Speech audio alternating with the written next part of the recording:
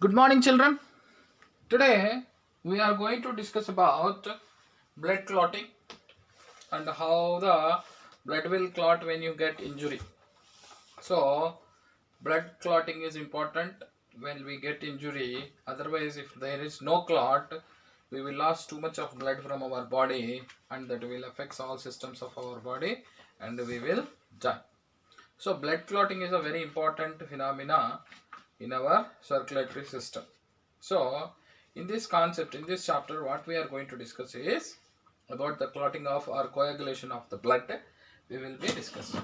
So, before going to that coagulation of blood, yesterday we discussed about blood groups, right?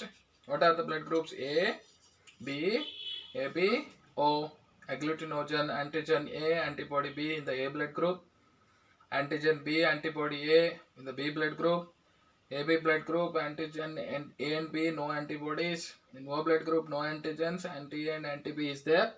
Like that we discussed. So what is that antigen? You know very well. The surface of the RBC, there will be antigens are there. They are called agglutinogens. And in the plasma, natural antibodies are there. They will be called agglutinins.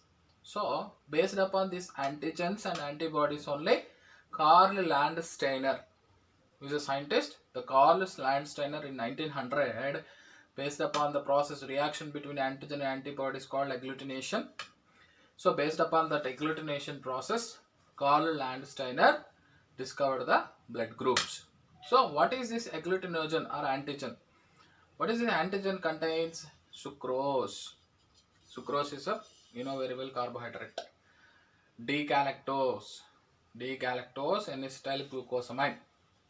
What is called? D-galactose N-acetyl glucosamine.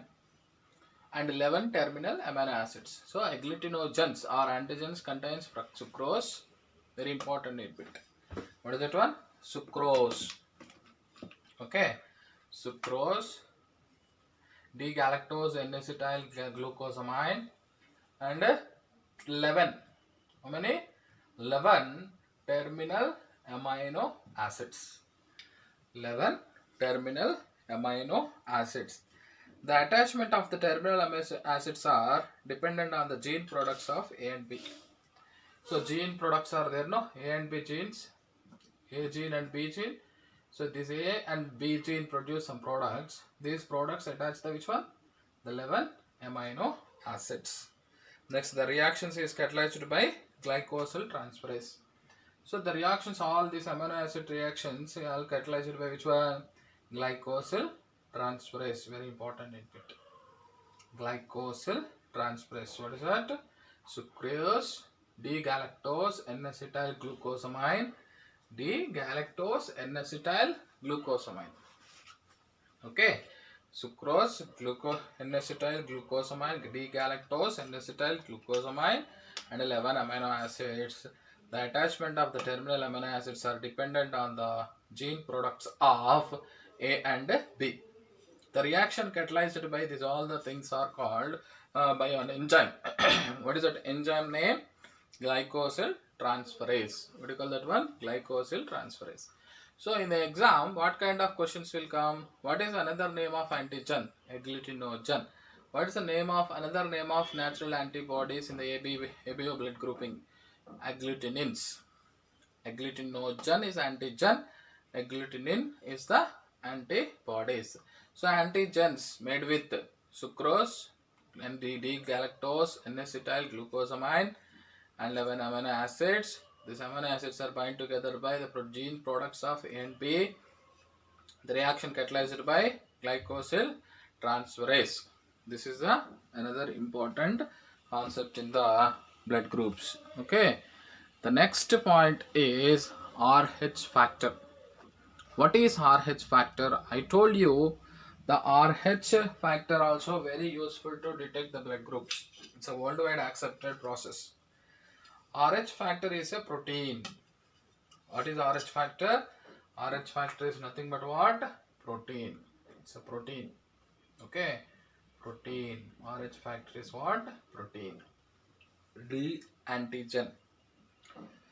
So present on the surface of red blood cells. Where this RH factor is present on the surface of red blood cells. In majority 80% of humans, this RH positive is present, RH factor is present, or protein is present. This protein is similar to protein present in the rhesus monkey. So RH means what? The protein of the rhesus monkey protein and our protein RH factor is similar. So that's why they given the name RH. Individuals who carry this RH or antigen D, they will be called positive. Those who do not carry this antigen, they will be called negative. So RH compared to RH positive or negative also must and should. Blood group, while donating the blood group, we have to check the RH positive or negative. After checking blood group RH positive or negative, then only we should have to donate. Otherwise, problems will be come. For example, when a pregnant woman is at RH negative and the husband is RH positive, then one problem will become mismatch. First delivery safe, but second delivery will be effect. What will happen is that fetus blood will mix with the mother's blood and forms the what you call RH antibodies to kill the RH factor. So that time immediately what we have to do after first delivery, immediately what we have to do, so Rocum, what do you call that injection name? Rocum we should have to give. Then this Rocum consists of natural anti-RH antibodies are called anti-D antibodies are present. They will neutralize the RH antibodies. So what will happen if second pregnancy, while first pregnancy delivery time, some amount of fetus blood will mix with the mother's blood, then mothers will produce the RH antibodies.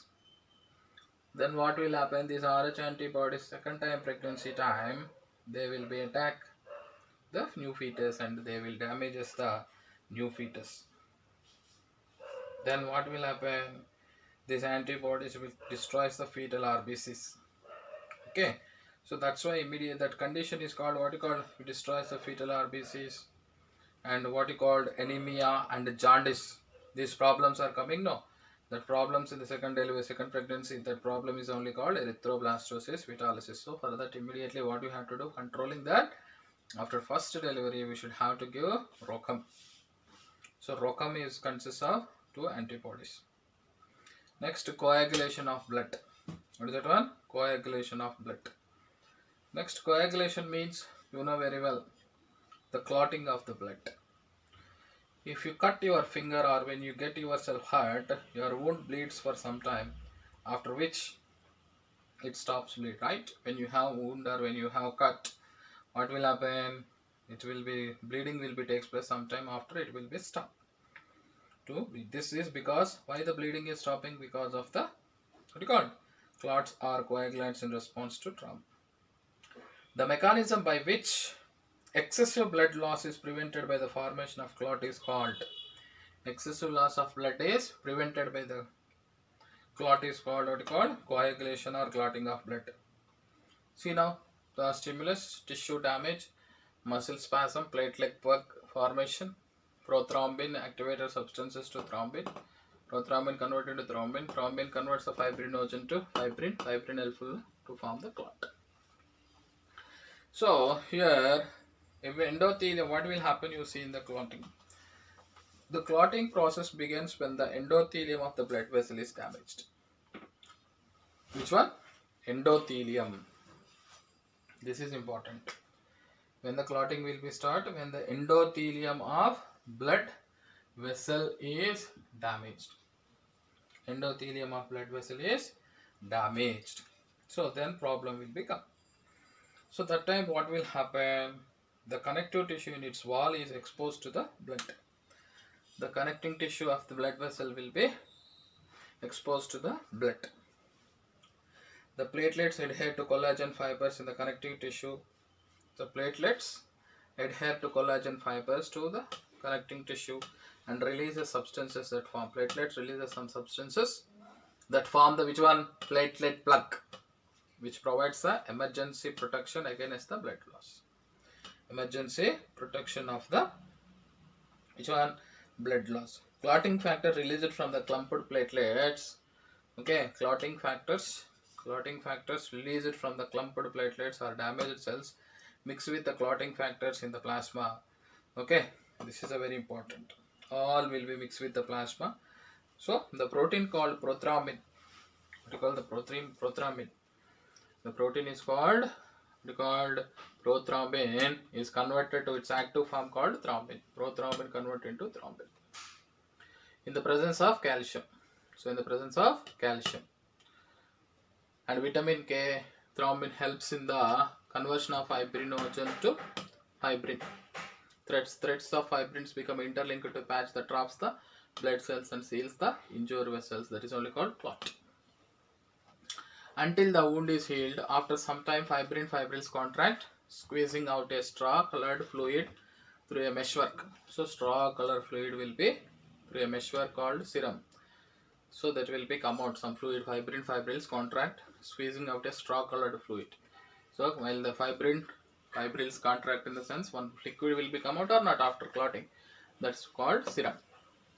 So what is serum? Plasma without fibrinogen is called, or clotting factors is called serum. You know very well. Next, another important concept, heparin. It's a natural anti-clotting agent. What is that one? Heparin, natural anti-clotting agent or anticoagulant. Anti means against, coagulant means stop the clotting of blood. So against to the anticoagulant, produced in small quantities by mast cells of connecting tissue. Heparin is an anticoagulant produced in small quantities by mast cells of connective tissue, which prevents the coagulation in blood vessels. See, what is the main reason why blood is not clotting in the blood vessels?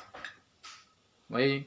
Even the blood factors all are there in the blood, but not clotting in the blood vessels. The blood is not clotting in the blood vessels. What is the reason? What is the reason why the blood is not clotting in the blood vessels? In the sense, there will be one important factor will be there, that is called heparin. It is an anticoagulant produced in small quantities by mast cells of connecting tissue, which prevents the coagulation in blood vessels. So heparin is a natural anticoagulant which prevents the coagulation process in the blood vessels.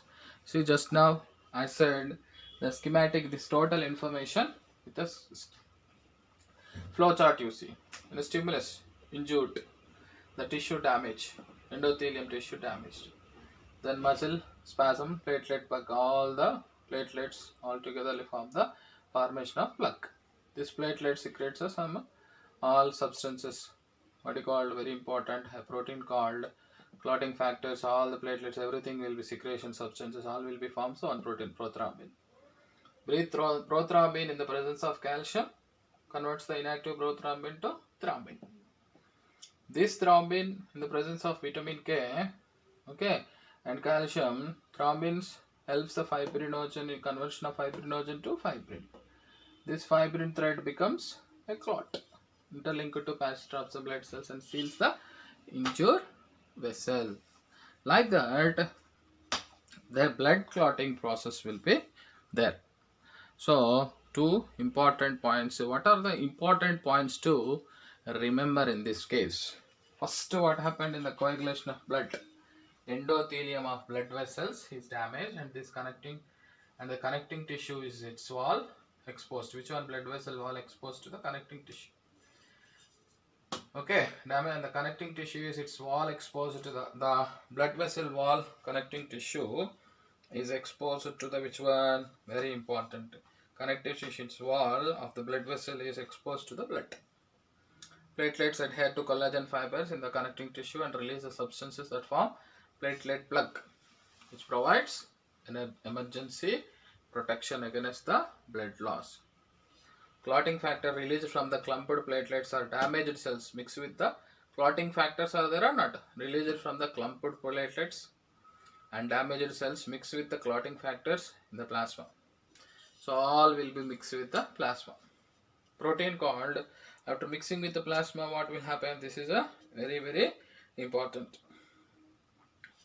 So the protein called prothrombin is converted to its active form called thrombin. Just now I said no, prothrombin. In the presence of calcium and vitamin K, the thrombin helps in the conversion of which one? fibrinogen to fibrin threads. Threads of fibrin become interlinked into patch that straps the blood cells and seals the injured vessel until the wound is healed. After some time, this fibrin and fibrils contract. So after getting injury, after curing, after clotting the blood, a whitish liquid will be, what you call that, plasma serum will be there. That serum will be come out from which one? Fibrin and fibrils. Fibrin and fibrils. So they will be contract and squeezing out as a straw colored fluid. That's only called serum. So heparin is an anticoagulant produced in small quantities by mast cells of connecting tissue, which prevents the coagulation in blood vessels. So stimulus tissue damage, muscle spasm, platelet plug formation, prothrombin, activator substance, thrombin, fibrinogen, fibrin. So here activating substances calcium and vitamin K. These are must and should to converts the which one? The fibrin, fibrinogen to fibrin, prothrombin to thrombin, like that. So very important thing is inactive to active will be must and should for the formation of clotting. Which one? Prothrombin is inactive. Then active form is thrombin. Fibrinogen is inactive. The active form is fibrin. So these all are very important. Inactive to active form to form the clot. Okay. So what are the need bits in this? First, agglutinogen made with what kind of substances? That is the first need bit. Agglutinogen made with, or agglutinogens contains, very important word, sucrose, D-galactose, N-acetyl glucosamine. Sucrose, D-galactose, N-acetyl glucosamine and 11 terminal amino acids. What's the enzyme for the catalytic processes for the amino acid reactions? Glycosyl transferase. Which genes produces the products will be helpful for the joining of amino acids? Gene A and B, products of A and B genes. So what is another name of RH factor? That is important. The RH factor, another name is D antigen. What is it? It's a protein. Why RH? RH is a monkey which consists of same the factor RH factor protein which is present in our body and the monkey RH factor protein are both similar. That's why the name considered RH, rhesus. So coagulation of the blood. So you know very well. Then what's the problem with RH factor? One problem will be there, that's called erythroblastosis fetalis. So first when the positive father, remember this case, positive father, negative mother, RH positive father, negative mother. So at the time of first pregnancy, no problem, safely will be delivered. At the time of delivery, first pregnancy delivery, the rupture of mother's womb and placenta will be takes place. That time the fetus blood will mix with the mother's blood. Then mother blood will produce the RH antibodies. This RH antibodies, same second pregnancy time, same positive factor entered, these RH antibodies will destroy the fetus. So what problem will be? This RH antibodies destroys the RBC, causes jaundice and causes anemia and fetus will be die. So that condition is called erythroblastosis fetalis. So that time what will happen? After the first delivery, immediately we should have to give another important injection. What is that injection? Consists of what you call anti-RH antibodies. If we give those antibodies, they will be what you called neutralize RH antibodies. Then second time pregnancy, no problem, fetus will be safe. That is called RH antibodies. This erythroblastosis fetalis is also type 2 hypersensitivity reaction, hypersensitivity allergic reactions. Okay, like this the concepts are there. All are important concepts only. So you should have to remember heparin important, prothrombin, thrombin, fibrinogen. Okay, fibrin. So how these all are converting inactive to active, all these points in the NEET point of view, very useful. Okay children, so in the next class we will be discuss about the lymph. What is lymph, composition of lymph, and how the lymph will be useful for the transportation of substances.